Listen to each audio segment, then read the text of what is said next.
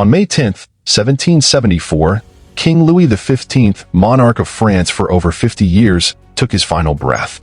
His death marked the end of an era, one filled with splendor, dominance, and decay.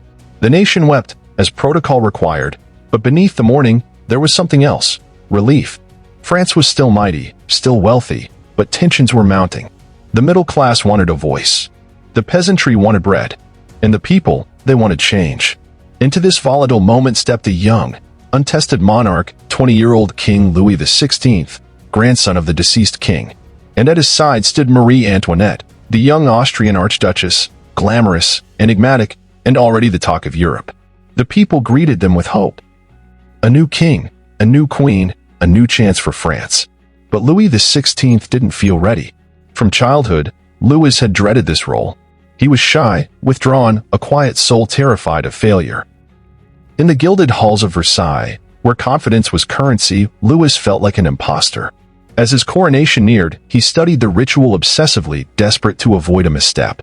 But what he found in those old traditions was power. A legend spoke of a holy dove, sent from God, leaving behind sacred oil in the town of Reims. Oil used to anoint kings, making them not just rulers, but God's chosen. The coronation, Louis realized, wasn't just ceremony. It was transformation. In that moment, the fearful boy would become divine. Louis embraced it. Fully. He would revive ancient rites. He would cloak himself in the majesty of kings long past, even aligning himself with Roman gods like his great-grandfather Louis XIV. He wanted the people to see him not as a man, but as a myth. June 11th, 1775. Coronation Day. As nobility flooded into Reims Cathedral, thousands of commoners packed the square outside, hoping to catch a glimpse. One among them was Georges Danton, a 15-year-old peasant-born student from Troyes. Large, scarred, and loud, Danton didn't blend in. He never had. Twice scored by bulls in his youth, his face bore the marks of survival. But his mind burned with ambition. His school had offered a prize for the best essay on the meaning of the coronation. And while Danton wasn't much for schoolwork, he was fascinated by history, especially Cicero, the Roman lawyer and orator. So, he skipped class. He journeyed to Reims. He told his friends, "I want to see how a king is made." There, he saw it all. Louis XVI, glittering in diamonds and gold.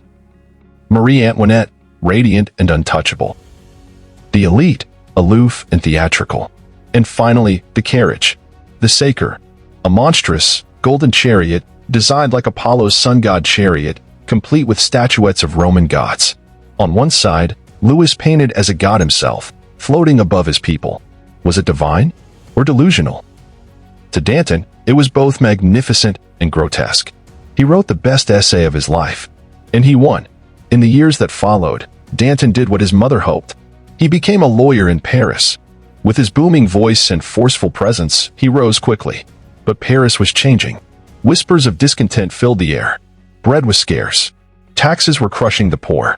And the nobles? They paid nothing. France was bleeding, and the king was paralyzed. Every day, Danton read the papers.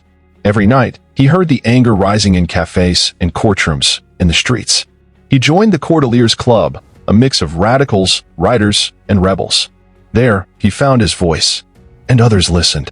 He began to speak of justice, of power, of revolution.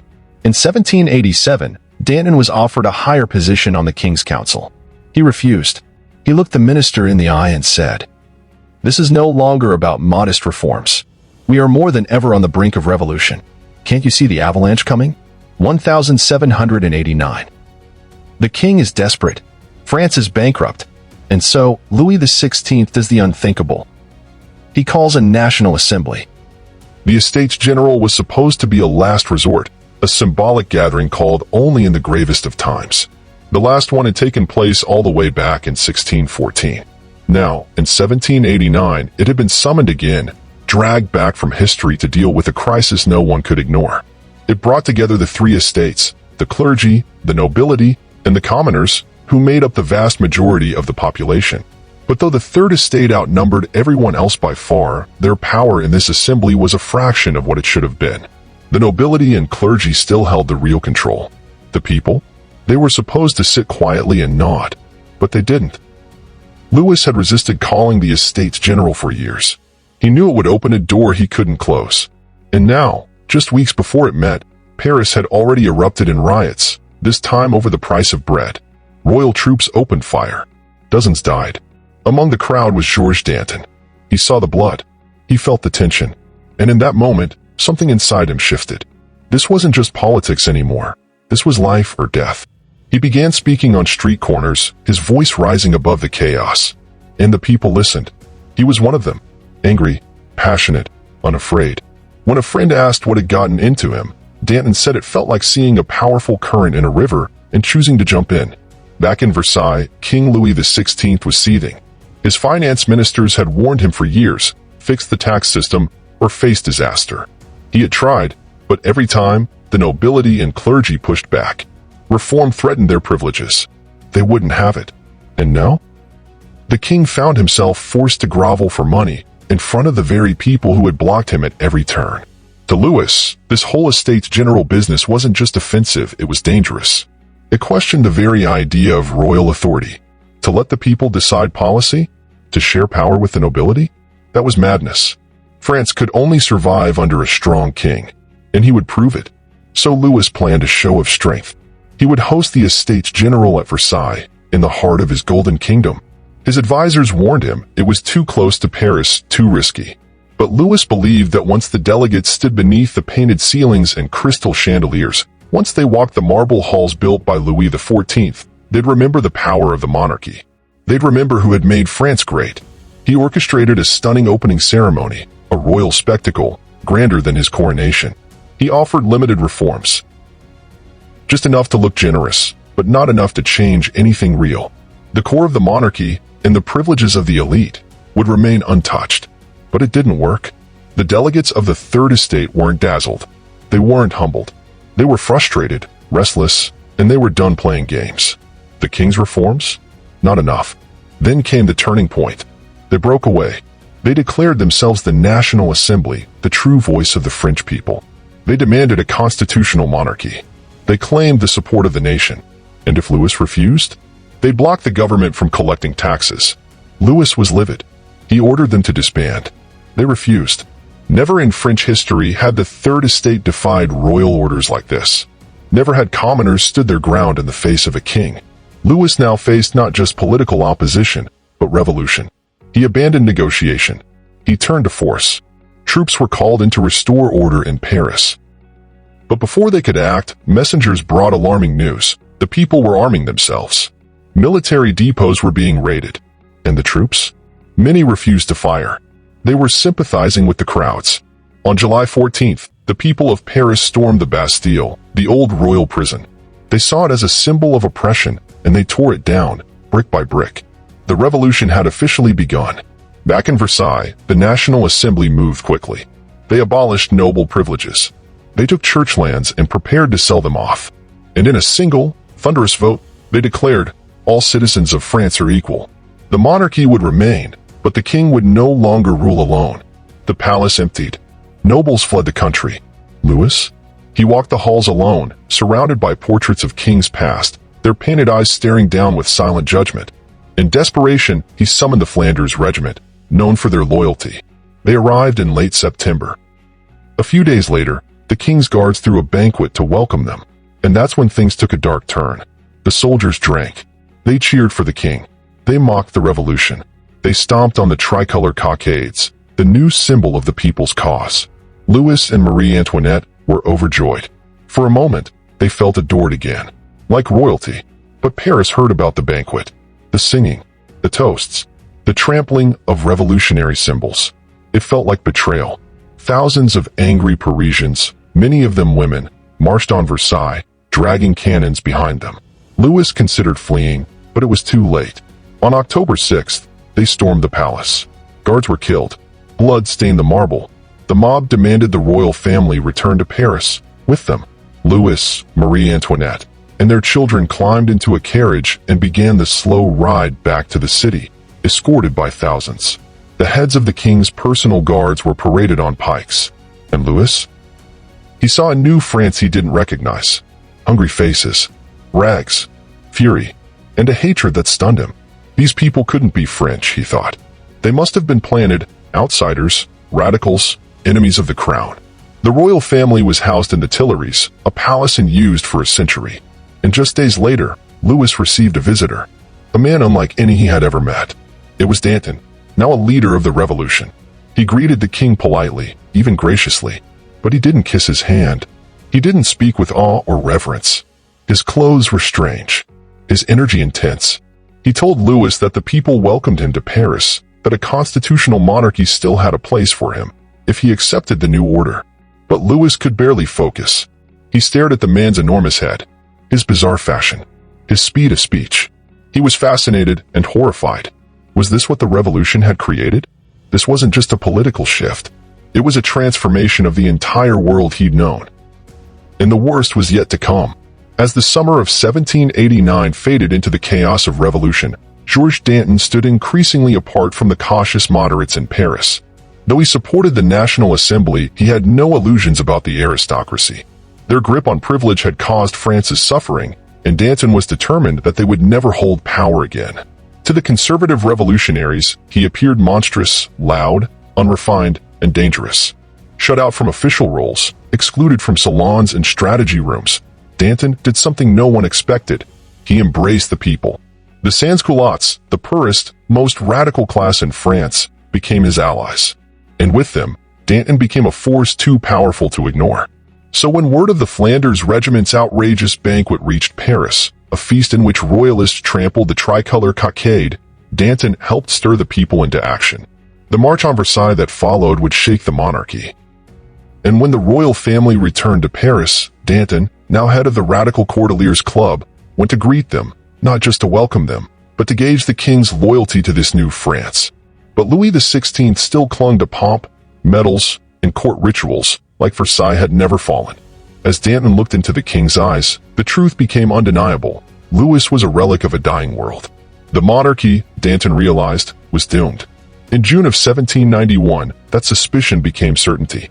The king and his family attempted to flee Paris in disguise, a failed escape that ended in humiliation. Louis was returned to the capital in shackles of public opinion. Yet moderates insisted the king was blameless, that he had been tricked or abducted. But to Danton, this was cowardice. The monarchy was not just obsolete, it was a danger. And the king, he declared, was a traitor. From this moment, Danton led a growing call to abolish the monarchy and declare a republic. The sans-culottes rallied to his side, and soon he was elected deputy prosecutor for the Paris Commune, his first official post, and wasted no time filling the halls of power with his allies. By the summer of 1792, the revolution was boiling. A fierce group of revolutionaries from Marseille arrived in Paris, singing anthems of liberty and swearing loyalty to Danton. Together, they turned the city into a rising storm. One by one, Danton dismantled the barriers protecting the royal family. Then, on August 10th, it happened. The alarm bells rang. The people crossed the bridges into the heart of Paris. The Tuileries palace was stormed. Guards fled. The king and queen ran for their lives, seeking shelter in the very assembly that once tried to protect them. But it was over. The monarchy collapsed that day, and Danton, once on the outside, now stood at the center of power. Louis XVI and his family were imprisoned in the Temple. Danton was named Minister of Justice. France had become a republic, and Danton, its voice. But the story didn't end there. In the Temple, the man once known as Louis XVI became simply Louis Capet, a common citizen. His betrayal was no longer just suspicion. Secret documents revealed his communications with foreign monarchies, begging for their intervention. His trial came swiftly, and Danton, without hesitation, cast his vote for death. On January 21st, 1793, Louis Capet stood before the guillotine. "People, I die innocent," he cried. But the blade fell. The king was dead. A republic had blood on its hands. Danton pressed forward, leading France's defense against foreign armies and unleashing a massive people's army that turned the tide of war. But at home, a darker force took root, the terror. To silence dissent and root out enemies of the revolution, Danton helped establish the Revolutionary Tribunal. Suspects were tried with terrifying speed. The guillotine rarely stopped. Then, amid war and bloodshed, tragedy struck. Danton's wife, Gabrielle, died in childbirth. Devastated, he abandoned his duties at the front and rushed home, only to find she had already been buried. In the dead of night, he went to the cemetery with a friend. Rain poured. Shovels scraped. They found the coffin, pried it open, and there she was. Pale, cold, gone. He held her, kissed her, sobbed her name, and then, silently, buried her again. From that moment on, Danton changed. Perhaps it was grief, perhaps guilt, but the fire in him cooled. He began speaking out against the terror he had once helped unleash. Robespierre, his old ally turned rival, saw an opportunity. Whispers turned into accusations. Danton, he claimed, was a traitor to the revolution. In March of 1794, Robespierre made his move.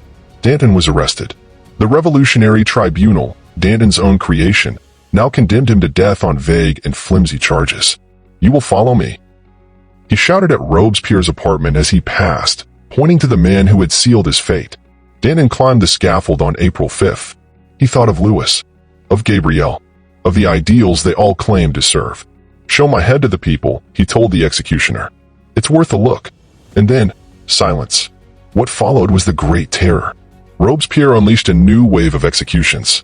Nearly 20,000 people were sent to the guillotine in just 4 months. But Danton had seen what Robespierre had not. The mood was shifting. The public had had enough. In July, the assembly turned on Robespierre.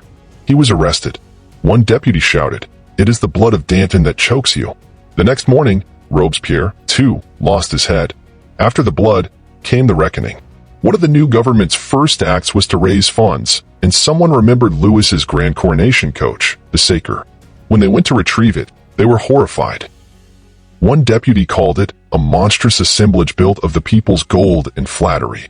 The gold was melted for coins, the bronze reforged into cannons, the grotesque panels burned to ash.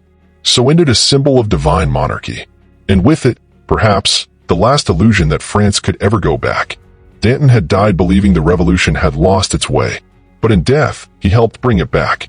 France would never be the same. If you enjoyed this story, make sure to like, subscribe, and comment below.